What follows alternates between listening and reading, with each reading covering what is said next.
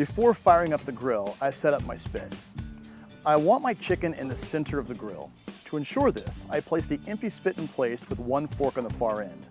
I then move the fork to mark one side as a reference for mounting the chicken.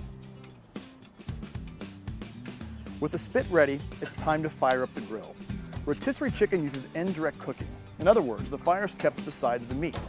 On the summit, I use the two outside burners. On the kettle, I push charcoal to only one side of the grill. Whichever way you go, be sure to use a drip pan. A chicken cooking on the rotisserie will drop a lot of grease. It's important to catch that grease in the pan so as to not gum up the inside of your grill, and more importantly, not create flare-ups. For heat, shoot for medium, roughly 350 to 400 degrees Fahrenheit. Prepping the chicken is straightforward. Take a fresh chicken, about 4 to 5 pounds. You're gonna cut off the wing tips and any excessive fat. Before mounting the bird on the rotisserie, I like to truss it. Now, trussing the bird keeps the meat together, promotes even cooking, and creates a killer presentation when cooked. There are a number of different ways to truss a chicken. Here's what works best for me. Use what works best for you. Take the butcher twine, put a loop in the middle of it.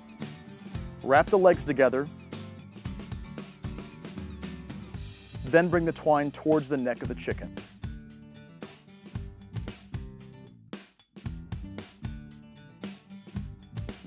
Keeping the wings pinned against the body.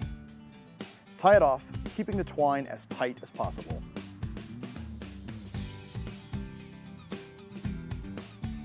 Next, mount the chicken on the spit. Place the spit through the bottom of the chicken cavity and onto the fork we already placed. Take another fork and slide it from the opposite direction. The fork should hold the chicken firm so that once the chicken starts spinning, it stays in place.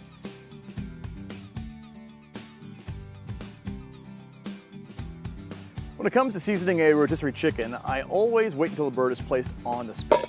It makes things a lot easier. Let me show you how. Place the spit over a large bowl or even your kitchen sink. Brush the chicken with olive oil and then cover with your favorite rub. Rotate the spit as you work the ingredients onto the chicken. Although you could leave the chicken on the countertop, the bowl makes it a much easier process to manage. With the grill to temperature, it's time to mount the spit. Put the pointed end into the rotisserie motor and place the spit across the grill. Start the motor up and lower the hood.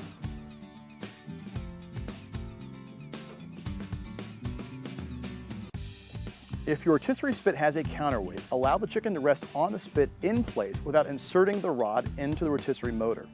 The heaviest part of the bird will rotate to the bottom. Place the counterweight in the opposite direction. This helps to balance out the chicken, putting less stress on the rotisserie motor. Depending on size, these chickens will cook anywhere from an hour and 15 to an hour and 30 minutes.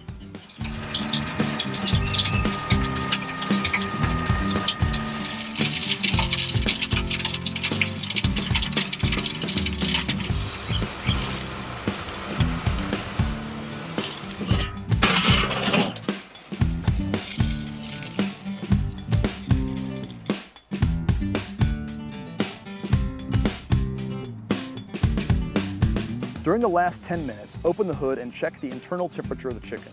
You want 165 degrees Fahrenheit on an instant read thermometer. Check between the thigh and the leg. With the chicken done, it's time to get it off the grill. Remember now, the spit is hot, so wear a pair of grill gloves to protect yourself. Stop the motor and remove the spit. With the chicken on a sturdy surface, use either a gloved hand or a pair of tongs to loosen the fork screw. Slide off the fork, then slide off the chicken. For safety, I like to return the spit to the grill to allow it to cool. There you have it, rotisserie chicken. I guarantee after you grill your own, you'll never give one of those store rotisserie chickens a second look. And don't forget, rotisseries aren't just for chickens.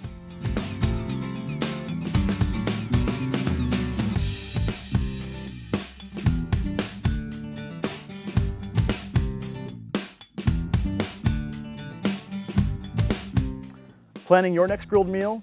Consider giving it a spin.